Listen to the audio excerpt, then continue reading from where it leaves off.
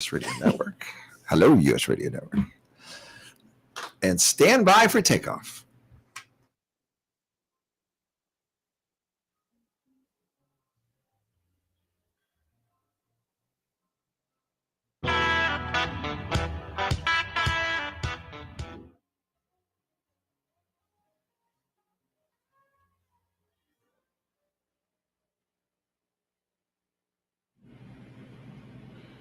On this show of St. Louis in Tune, we're going to return to civility as we always do. In studio is DeGennaro Jones, DJ, artist, muralist, just all around wonderful guy. We're going to talk about Nike or the word of the day, and if we have some time, we'll get humorous.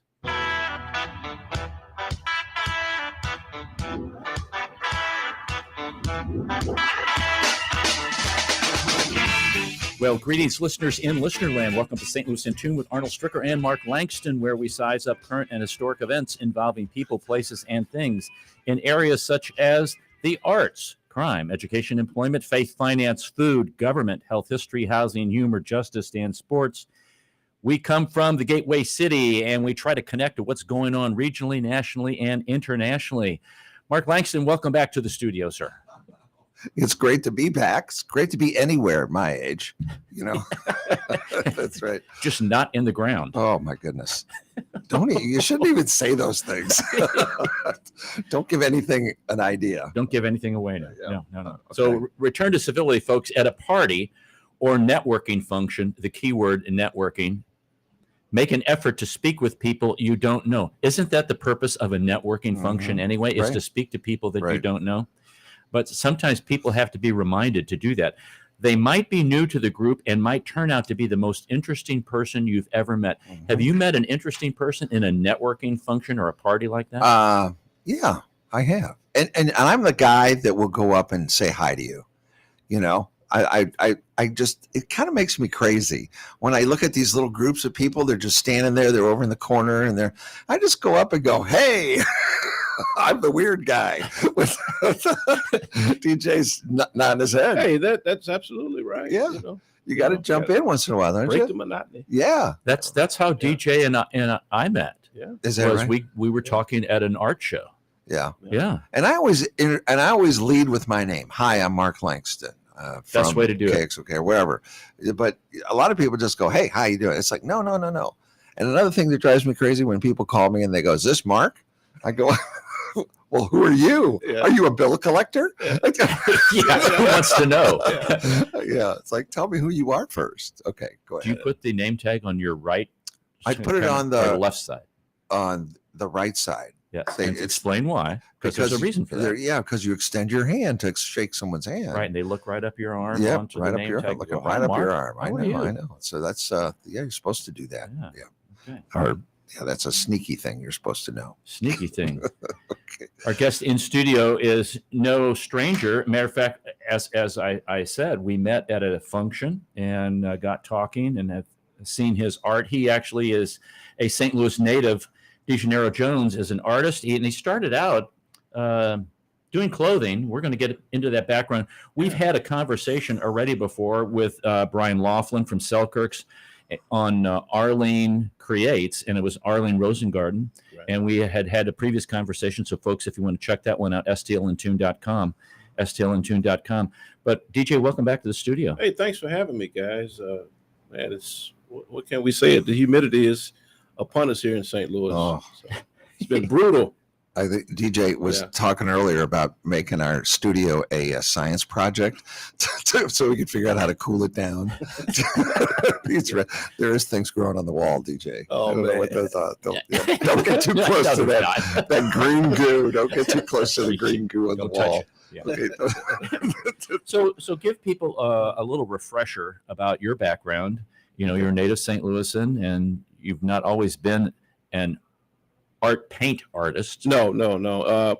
I started painting in 2005. I used to own a clothing store, and I like to tell people I got tired of people coming to the store and not buying anything. So I said I got to do something to keep from wasting my time. So I started painting, but I've been a fan of art since I was 18 years old and involved in a manager leadership development group called St. Paul Saturdays. And in fact, my mentor, Dr. William J. Harrison, who was Dean of Instruction when he passed at Forest Park, he started this organization called St. Paul Saturdays, a manhood leadership development group. He was a Morehouse graduate, and he also taught us, about business, in terms of how to navigate through this, white supremacy things that were going on back when I was coming. And sometimes that still exists today. Oh, very, very So, much and so. we'll get into that. So what's the biggest lesson you learned from him?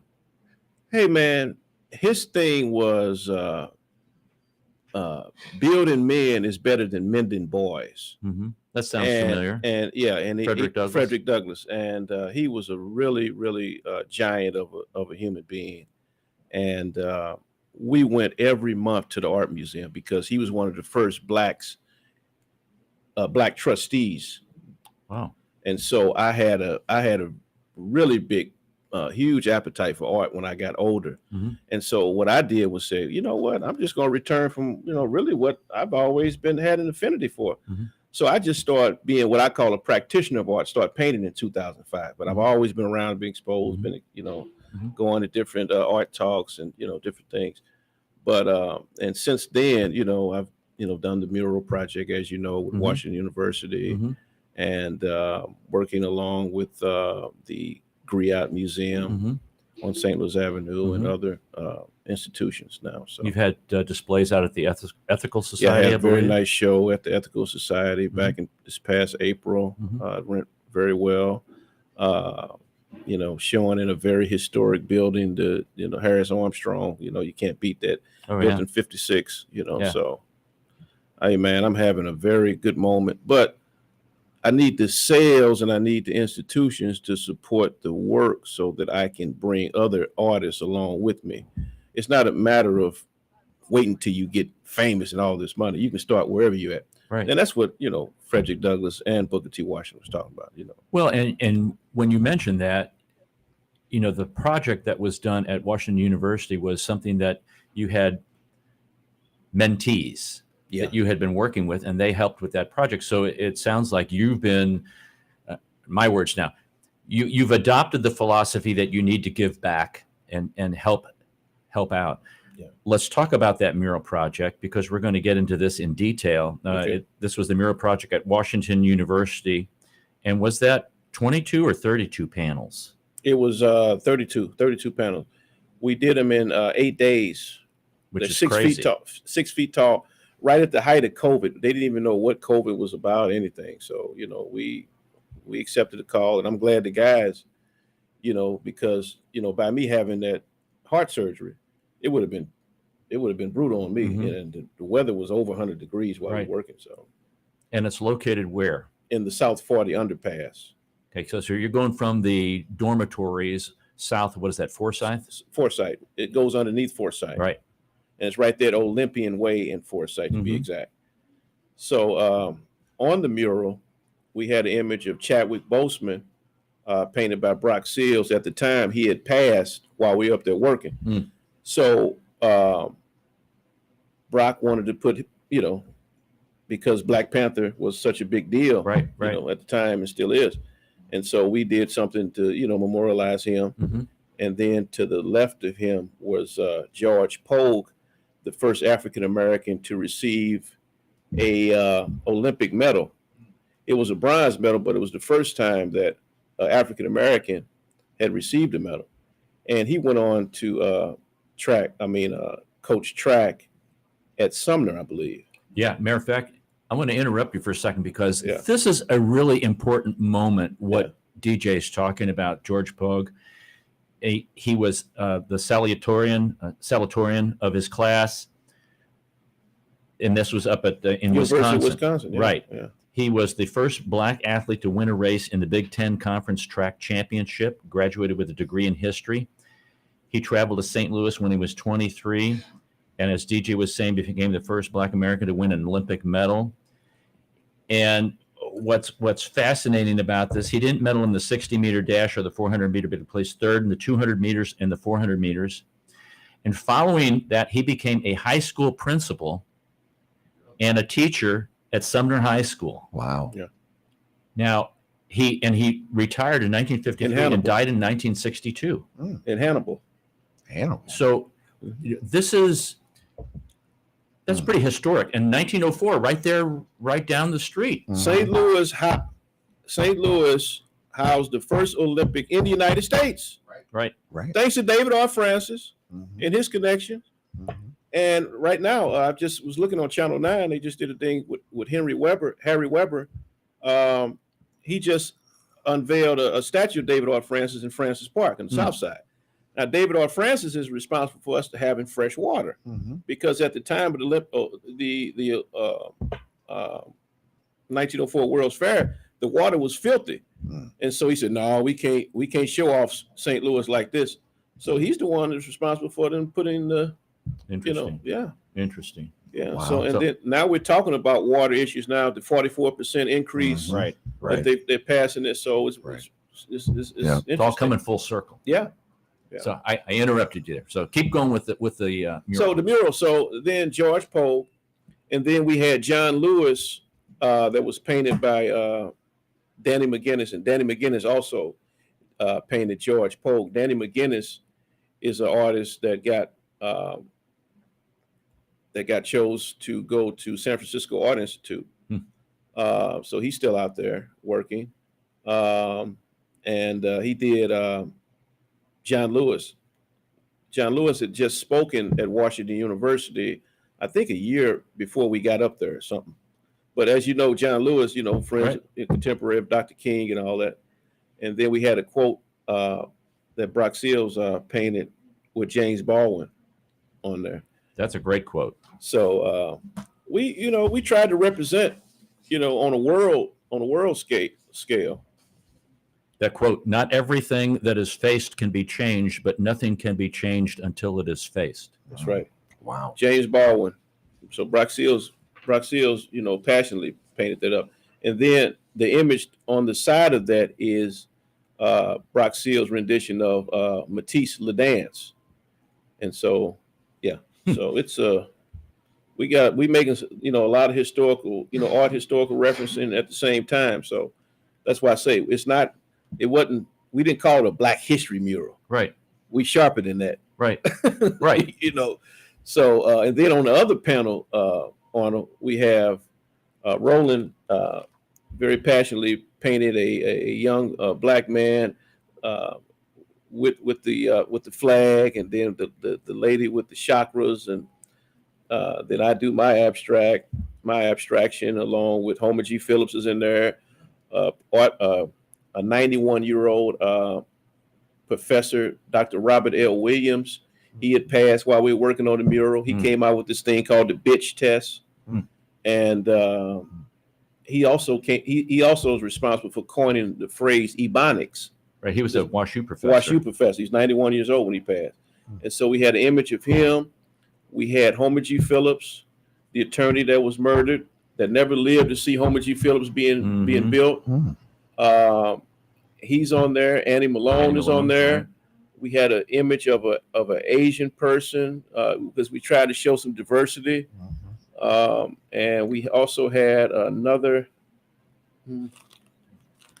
person I can't think right now.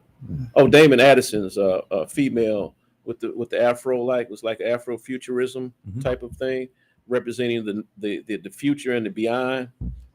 So we had a cadre of different vibes and styles. You were showing a lot of history of St. Louis and people who impacted what was going on here. Yeah.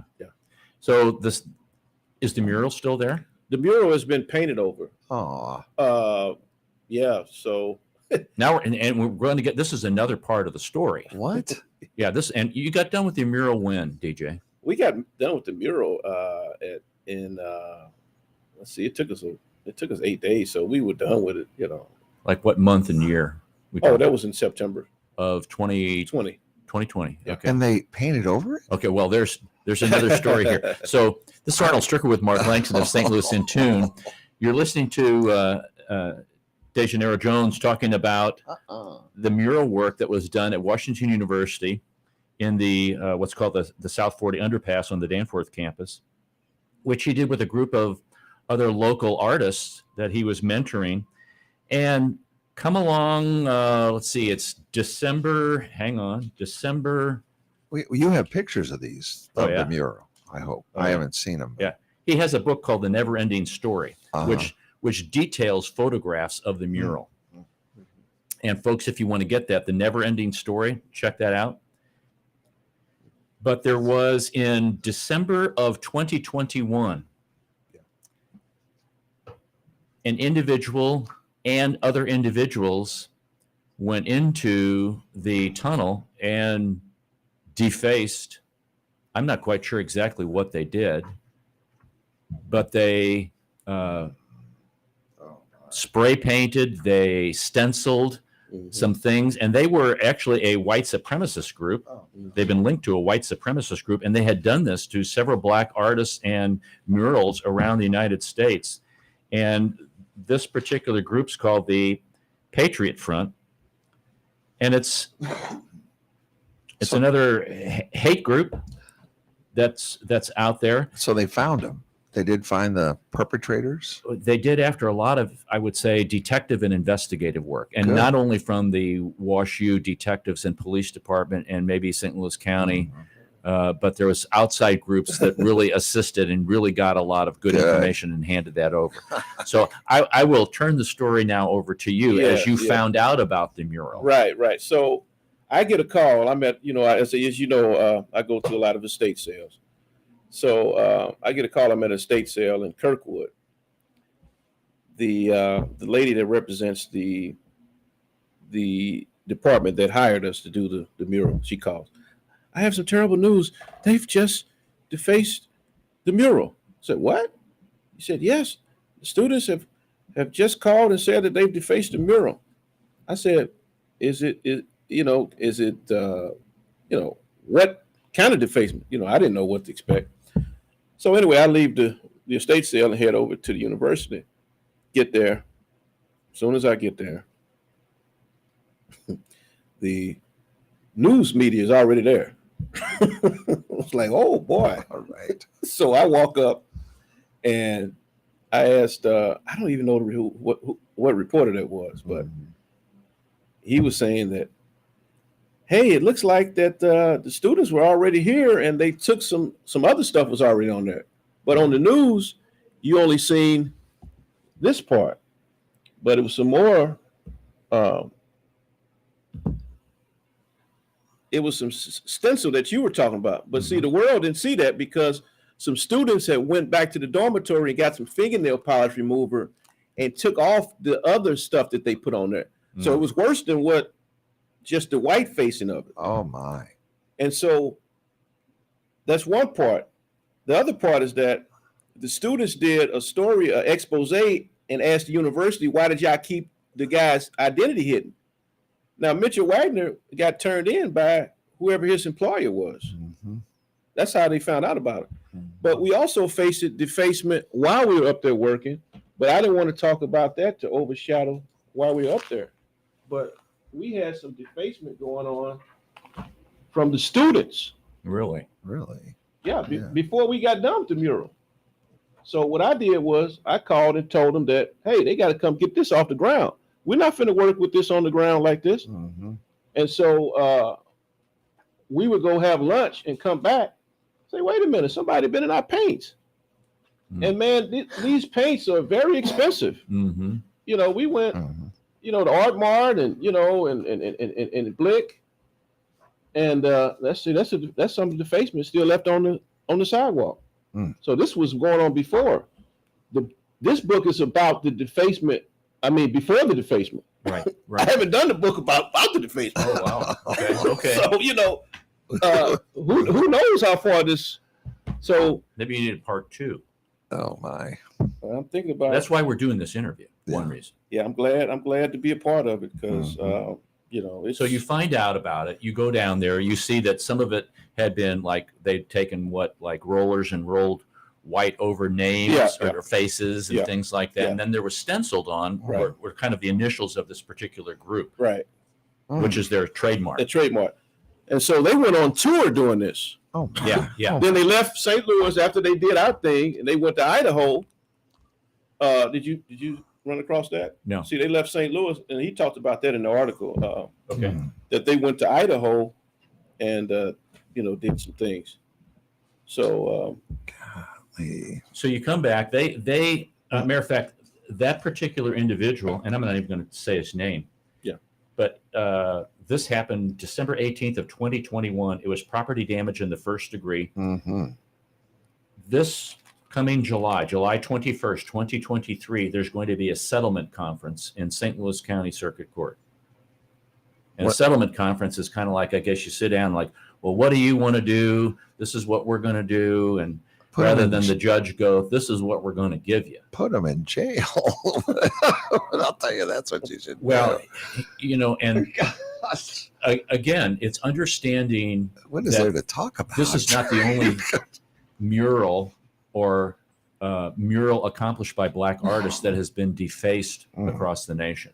This is there's a pattern of behavior here, not only from this group, but from just other individuals. So as you find out about this, and you what happens after that? And so the Southern Poverty Law Center reaches out to me, and they said, that's terrible about what happened to you. I'm like, yeah, you're right, but unfortunately, what can I say? I'm thinking the university is like, well, we paid you guys for doing the work. Nobody got hurt. And, I believe the guy name is Chris King. He's a spokesperson for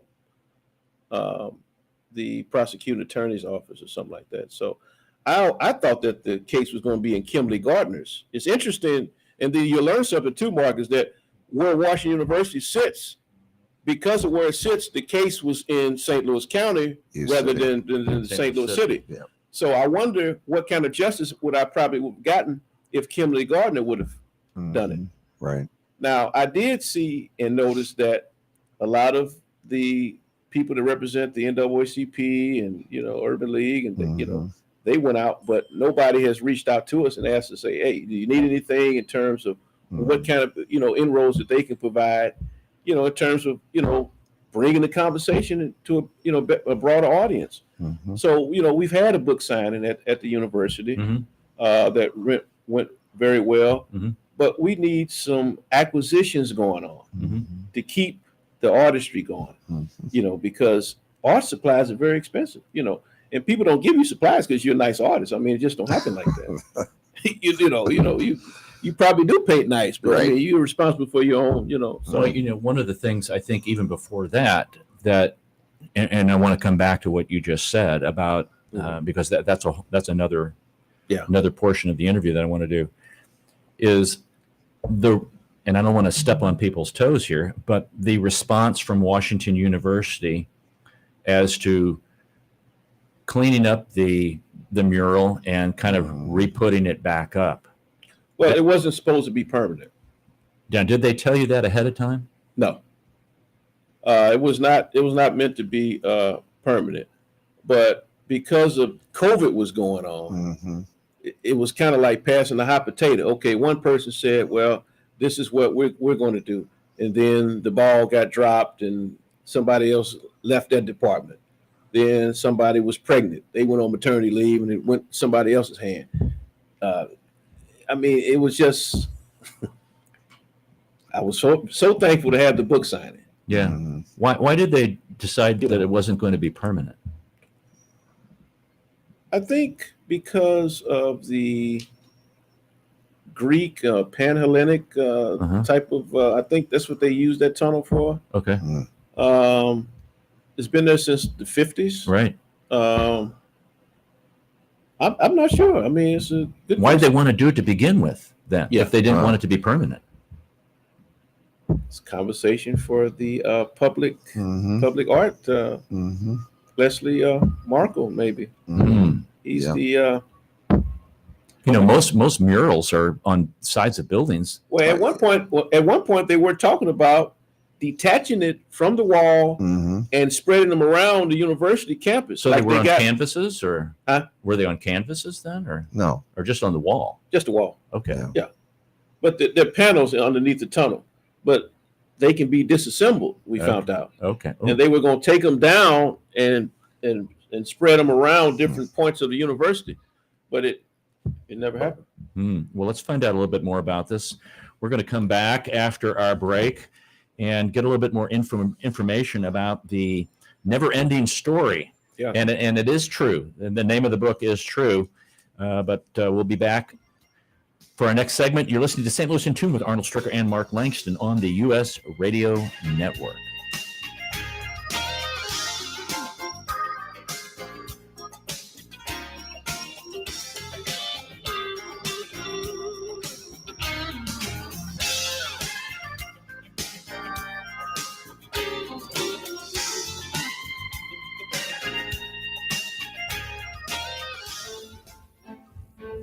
This is Arnold Stricker of St. Louis in Tune on behalf of the Dred Scott Heritage Foundation. In 1857, the Dred Scott decision was a major legal event and catalyst that contributed to the Civil War. The decision declared that Dred Scott could not be free because he was not a citizen. The 14th Amendment, also called the Dred Scott Amendment, granted citizenship to all born or naturalized here in our country and was intended to overturn the U.S. Supreme Court decision on July 9, 1868. The Dred Scott Heritage Foundation is requesting a commemorative stamp to be issued from the U.S. Postal Service to recognize and remember the heritage of this amendment by issuing a stamp with the likeness of the man Dred Scott. But we need your support and the support of thousands of people who would like to see this happen. To achieve this goal, we ask you to download, sign, and share the one-page petition with others. To find the petition, please go to dredscottlives.org and click on the Dred Scott Petition Drive on the right side of the page. On behalf of the Dred Scott Heritage Foundation, this has been Arnold Stricker of St. Louis in Tune. At St. Louis in Tune, we strive to bring you informative, useful, and reflective stories, as well as interviews about current and historic issues and events that involve people, places, and things. We cover a wide range of topics, such as the arts, crime, education, employment, faith, finance, food, health, history, housing, humor, justice, and sports, and that's just to name a few. While St. Louis in Tune originates from the Gateway City and covers local topics, we also connect to what's going on nationally as well. If you missed any of our previously aired programs of St. Louis in Tune, simply visit stlintune.com. That's stlintune.com. There you'll find the show notes and everything that was mentioned in that episode and all the other great episodes as well. And if you've got an area that you'd like us to examine deeper, well, just let us know by dropping us a note at stlintune@gmail.com. That's stlintune@gmail.com. St. Louis in Tune. It's heard Monday through Friday on the USRadioNetwork.com and many great radio stations around the U.S. and, of course, right here in St. Louis. Our website again is stlintune.com. Visit us today. That's stlintune.com. Oh, yeah. Hurt me now.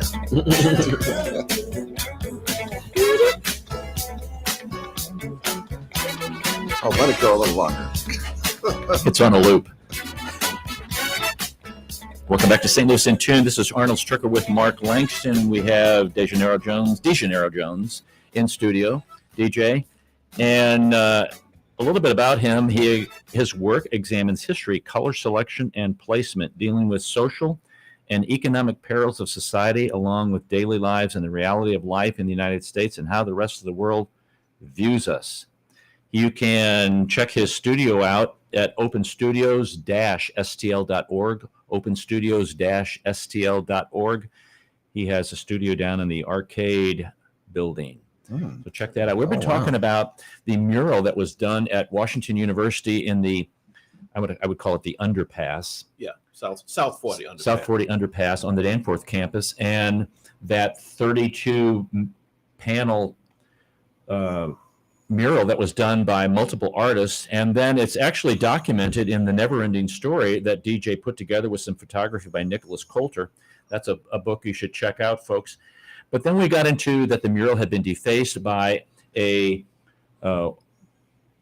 white supremacist group, by a group that, I really don't even want to talk about them, a white nationalist group called the Patriot Front. And this particular individual was was caught and charged with first-degree property damage. He has a settlement conference happening July the 21st, 2023 at the St. Louis County Courthouse.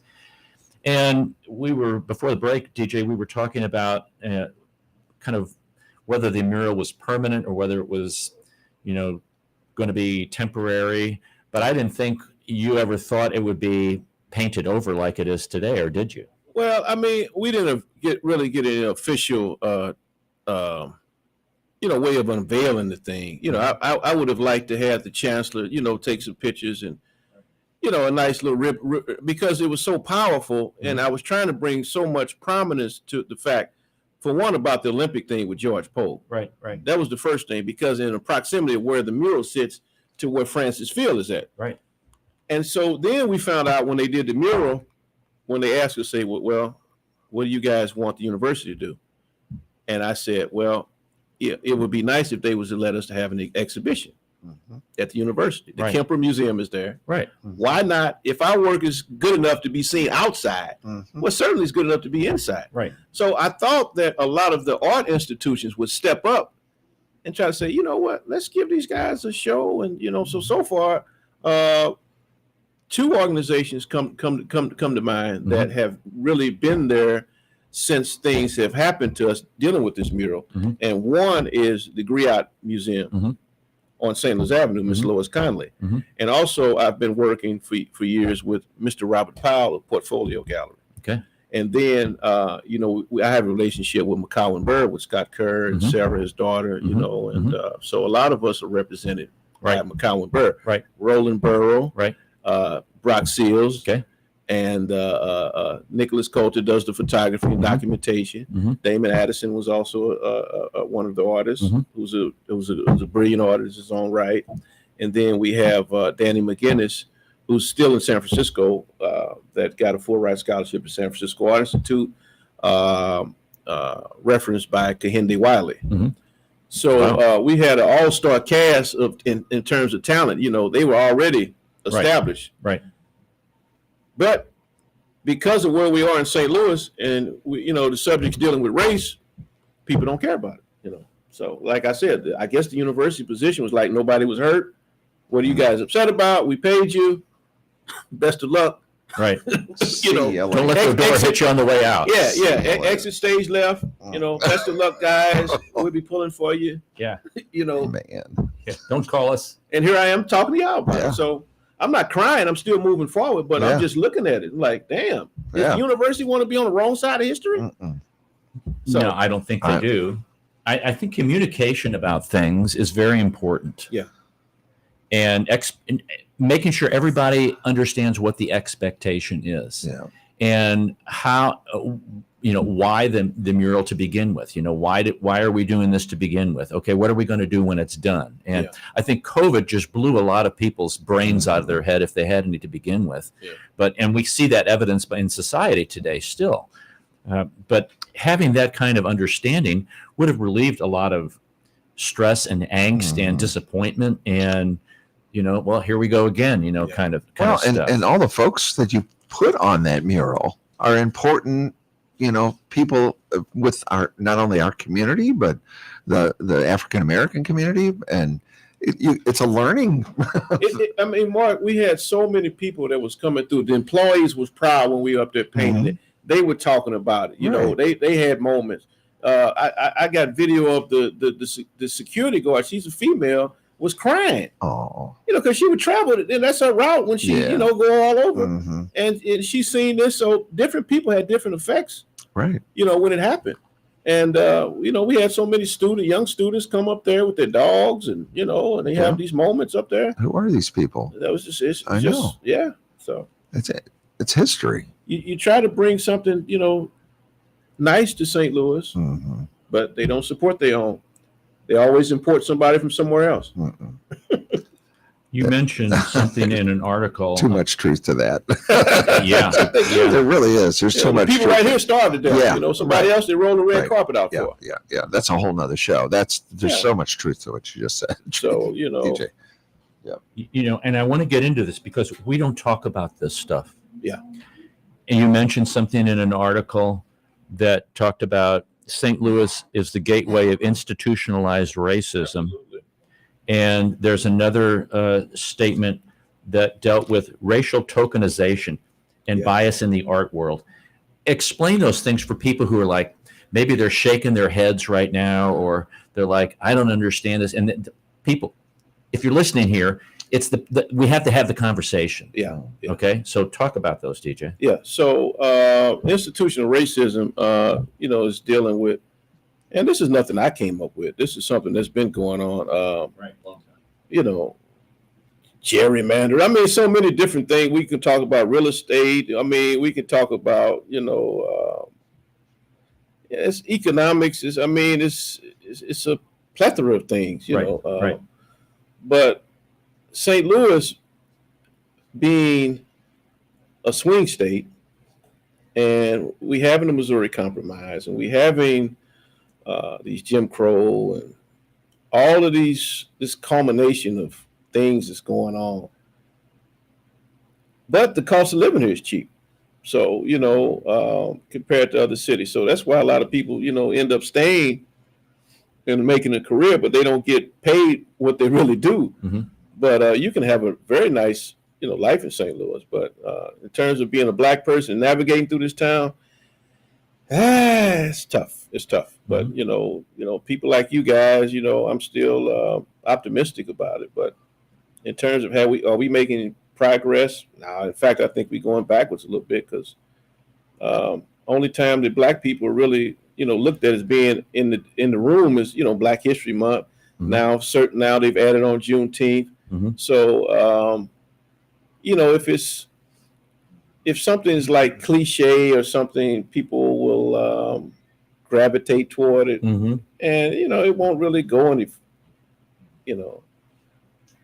But Now you mentioned that you thought we were going backwards. Why do you think that? Oh, I think so. Well, I think agree with them. Yeah, I do. think you the city county thing. Right. People got this bad idea about downtown. Well, the people downtown are not doing the crime. It's people that don't stay down there. Right. They come down and use, the downtown as their playground. Some of them that are coming from the county. And I'm talking about folks that live in St. Charles, right? All over, Jefferson come down County, here. Yeah, they come Lincoln down County. and do their little thing and head on back home. And you and I can say that we live downtown. Live downtown, been staying downtown. Right. So I stayed on both ends, on the west and the central corridor. Mm-hmm. So first they tried to blame Larry Rice. Well, he's been gone. Yeah. See? Right. Right. Now it's, the Airbnb situation. Mm-hmm. So, and they think that, now don't get me wrong. Here it comes. Them what do you call them? Recreation centers? Mm-hmm. Yeah. These kids not into that. No. That's they a are not. thing of the past. Right. And And that's if our generation. And if you go visit any of them in the city of St. Louis, they look terrible. Mm-hmm. Yeah.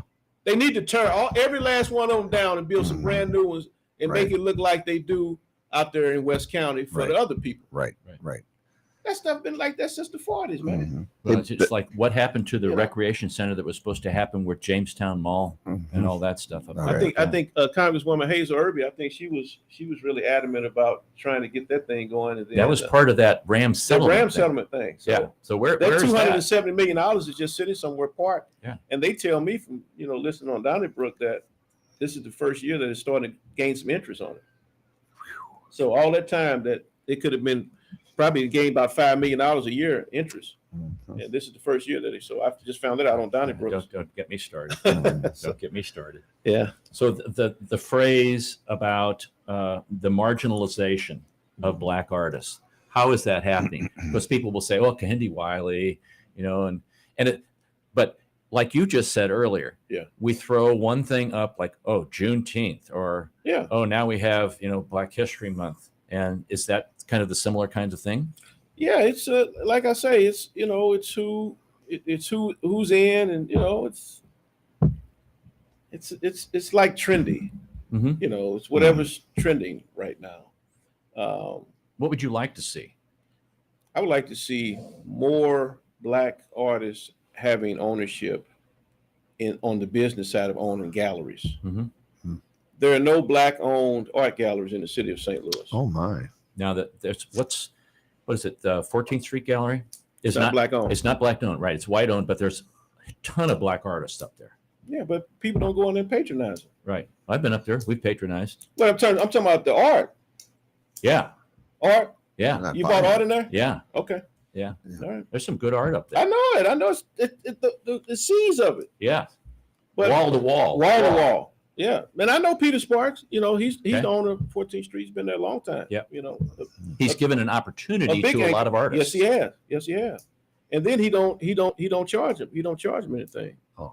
So you know, but I would say more own it. You know, we need some kind of ownership in terms of you know, trying to build in some generational wealth. Do you think an individual grouping of that, or an individual doing that, What, a or a collective? grouping of artists together who kind of combine I think some you need a things? collective.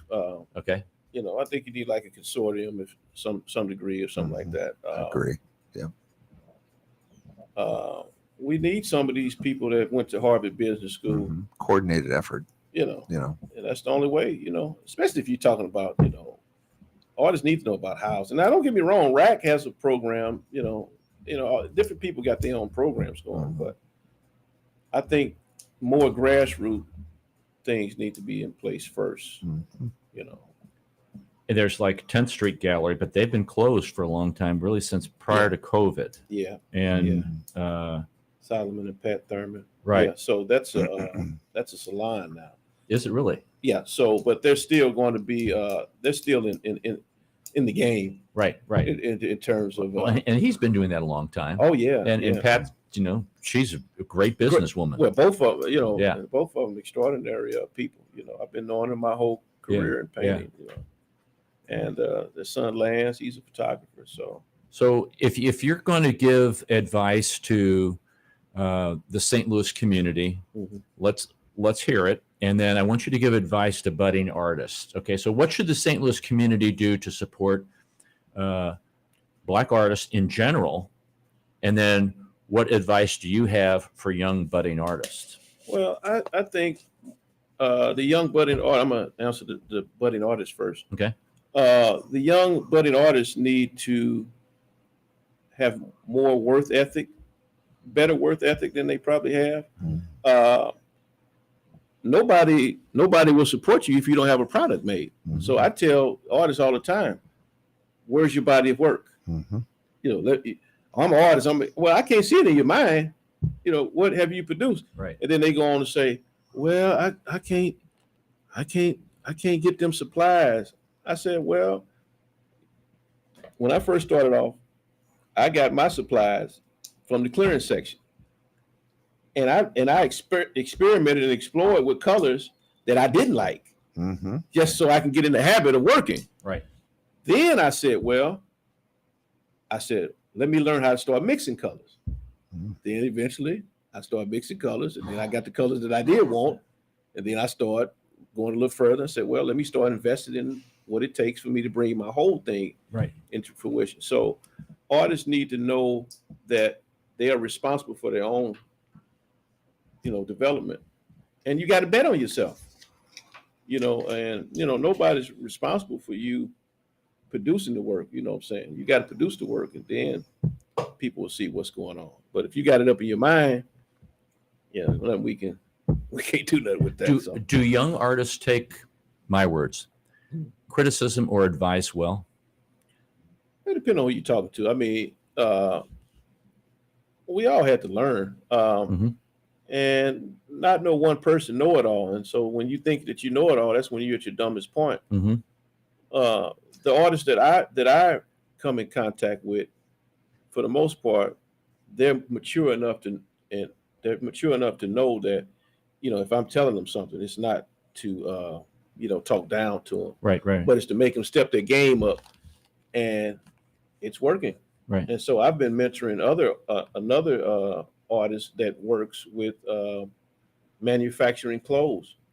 And so he stopped working at his job at Lids doing embroidery with hats and stuff, and turned his whole apartment into it. So now he's Wow. where he was just making, maybe 500-600 a week, he's grossing, 7-8 grand a month now. Wow. So he's his own man. Wow. And so he's only 24 years old. So these guys are, when they get to be my age, I'll be 49 in August. So they'll have some good business acumen. Right. And so that's what I'll be, trying to instill in them, that art can be a very successful thing, Mhm. if you play it right. Right. So Now speak to the general public out there about what they can do. what they can do. Right. People in the public need to purchase art from artists of color, and they need to, donate them to institutions. Mhm. Get their write-offs. That whole thing that they do, Mhm. and hopefully the work gets in the rotations, Mhm. and so these curators and things can have something to pull from. Mhm. We need more art critics to come to St. Louis to look at work that's in artist studios. They need to be out more and be more accessible. Mhm. I noticed that when a lot of the Black artists come to St. Louis, that the institutions tend to have them where they're not accessible to the public. They don't publicize it enough. They spend very, very little money with the Black publications getting the word out about it. They don't advertise in Black communities dealing with art. What else they don't do? It's so many things that they don't do. Right. It's if they were doing it, I wouldn't be sitting there. That's true. That's true. We'd be talking about something else. Yeah, I mean, it's 2023. We're still talking about race. Yeah. One of the interesting things that we have found about the museum that Alice Walton put together down at Bentonville.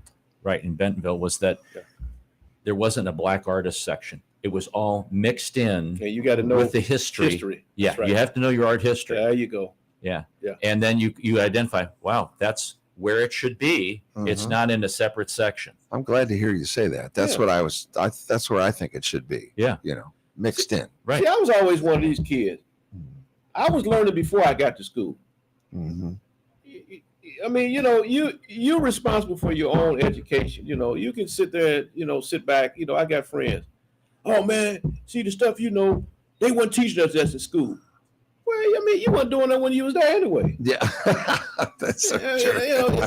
They back then we didn't teach us none of that. Yeah.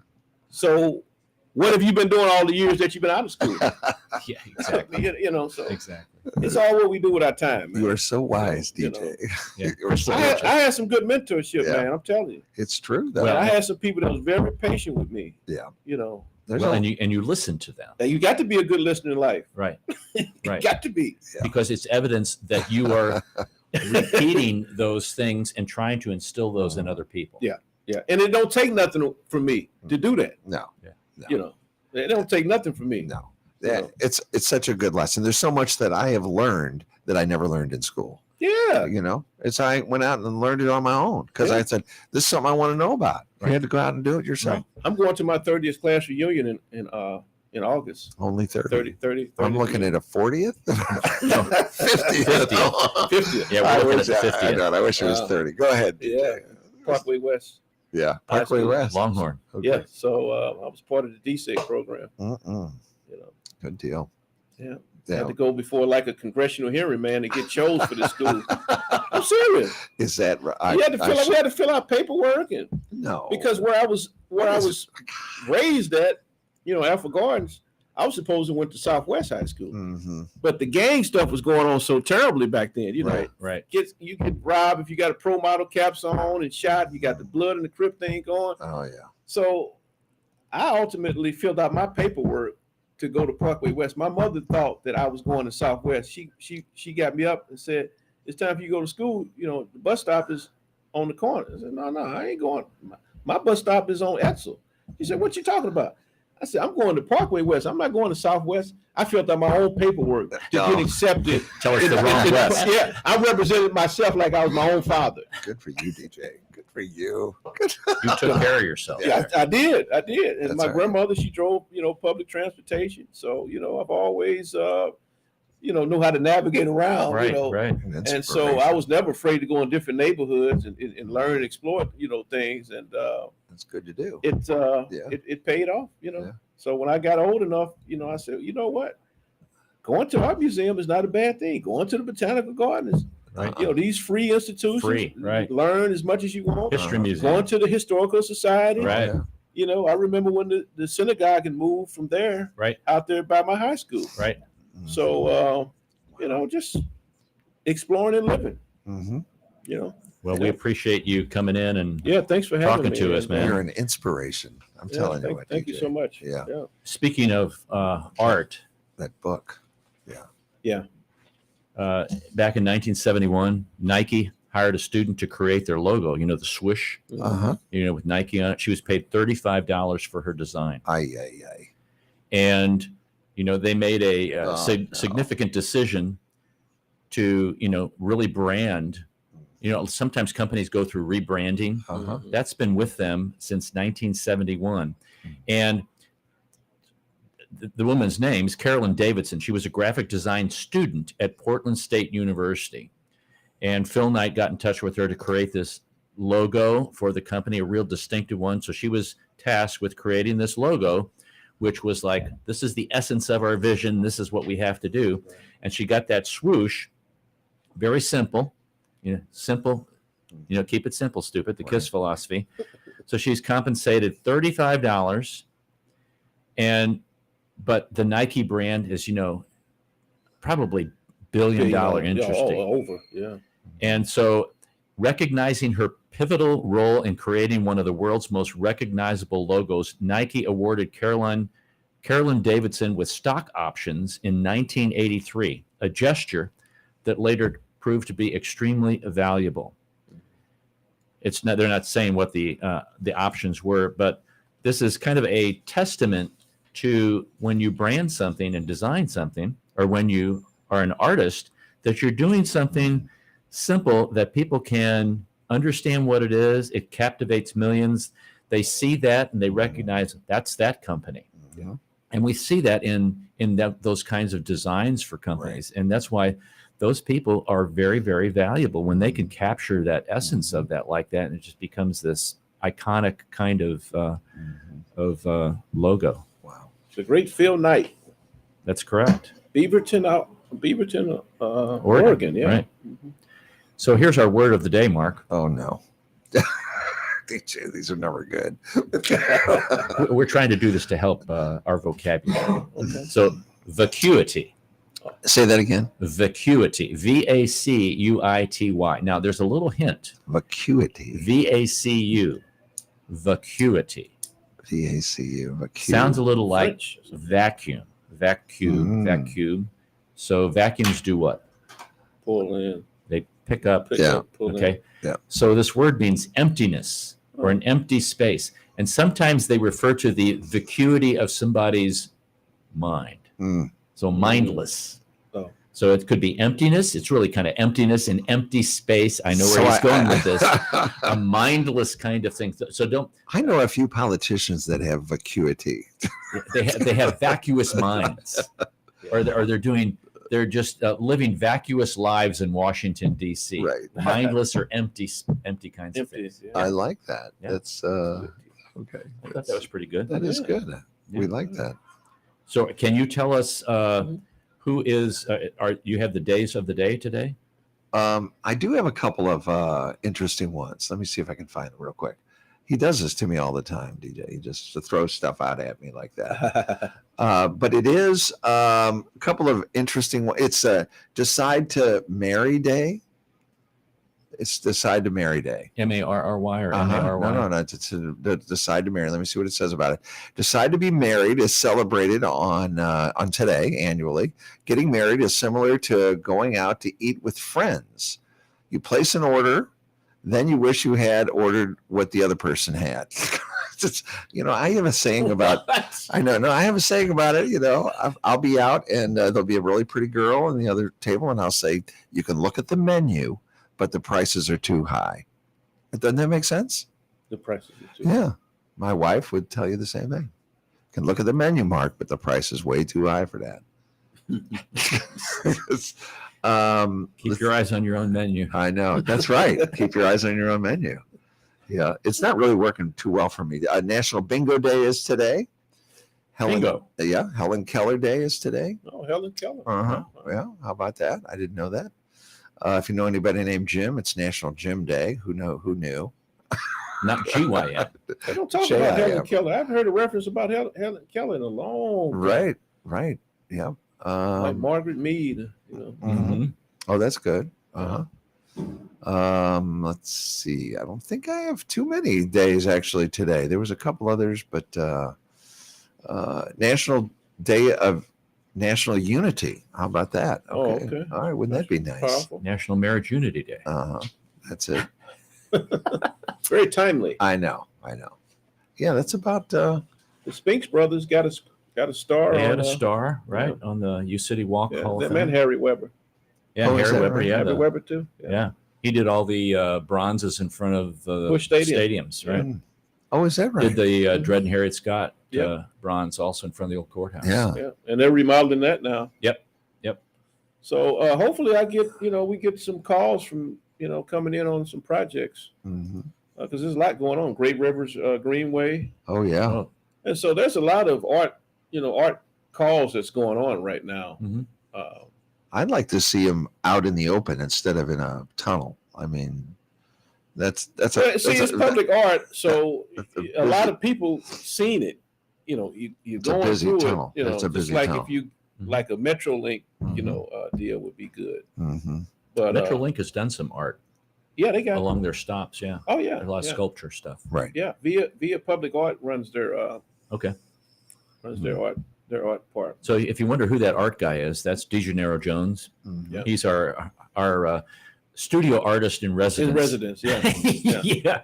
So, Mark, people who think you can't be happy and sad at the same time have never eaten all the cookies in the house at one sitting. Oh my gosh. Okay. I went to the gym the other day and I'm surprised at how winded I was by this exercise. The trainer said this was just the tour of the gym. There's substitutes for a healthy diet. Instead of pasta, zucchini. Instead of chips, carrots. Instead of milk, almond milk. Instead of rice, cauliflower. Instead of butter, sadness. Instead of cheese, nope. Instead of tacos, this is stupid. I'm not doing it. A man asked me for $1. I told him I only carry big bills. He said, well, give me one of those. So I gave him my electric bill. Oh my God. Thank you very much. I need to rehome a dog. It's a small terrier and tends to bark a lot. If you're interested, let me know and I'll jump over my neighbor's fence and get it for you. This is not right. These aren't good. After venting to someone, do you ever think and just sit back and go, I should have kept that to myself? And I'll close with this one. When you're young and you drop something, you just pick it up. When you're older and you drop something, you stare at it for a while, wondering if you actually need it anymore. All right. All right. Yeah. Okay. Well, that's all for this hour, folks. Don't forget, when the Martians invade, there is only one race, the human race, and every one of us have different characteristics and is uniquely valuable. St. Louis In Tune is a production of Motif Media Group and the U.S. Radio Network. For St. Louis In Tune, co-host Mark Langston, I'm Arnold Stricker. Remember to walk worthy and let your light shine.